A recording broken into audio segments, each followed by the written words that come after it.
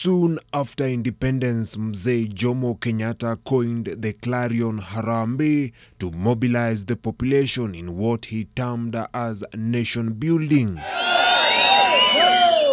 This term, however, became popular when President Daniel Moi took over upon Kenyatta's death in 1978. He used Harambees, as they came to be known, to not only endear himself to the masses, but also as a tool to control the masses.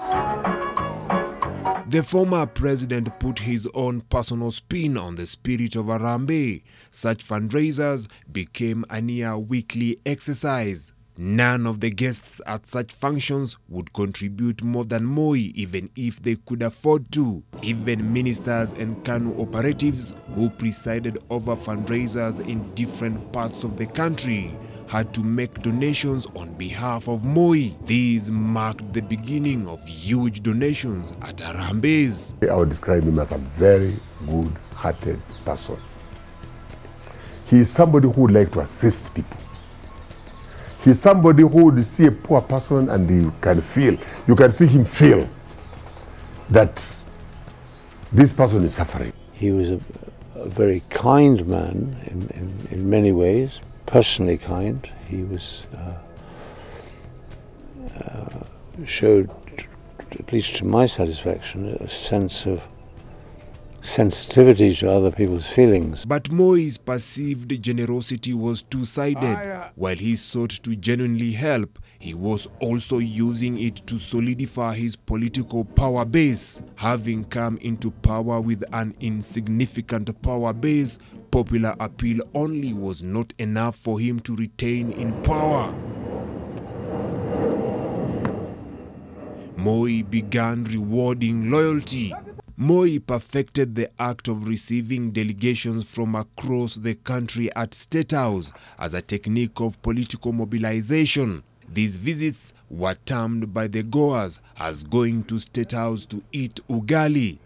And for sure, the State House guests never left the house on the hill empty-handed. He's like an African herald, you know, the traditional way. You go to a mzee's home, you just don't go empty-handed. You get something. So he had that a lot. Because I know you could even come to an embassy, we entertain him. I mean, we receive him, organize protocol and whatever.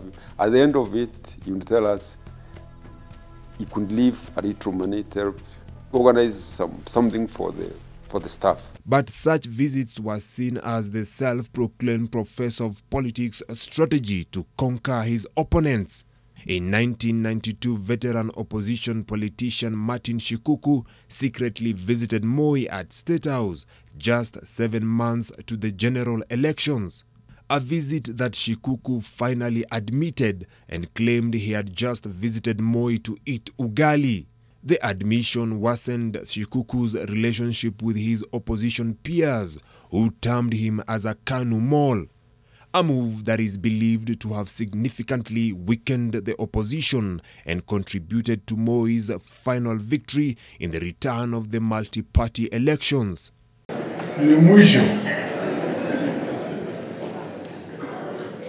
utahesabiwa yale uliofanya katika ulimwengu. Tutumikie Mungu. Those who were in primary school in the 80s and 90s got to feel the generosity of Moi after he introduced the free primary school milk, famously called maziwa ya Nyayo, to all public primary school pupils. Moi believed that children should be strong and healthy.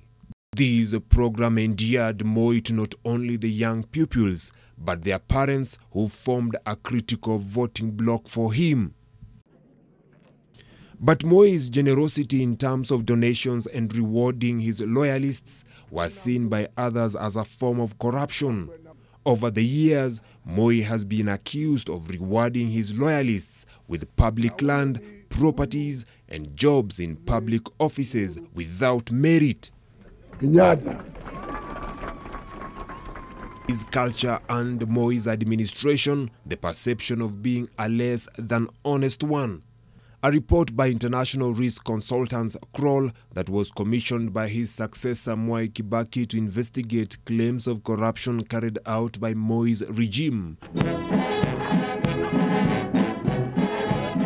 alleged that more than £1 billion of government money was stolen during his 24-year rule. Even as people ponder on whether Moi was generous or corrupt, what seems to stand out is how Moi perfected the art of giving and rewarding his loyalists to endear himself to the people who mattered most to success. Vincent Odur, NTV.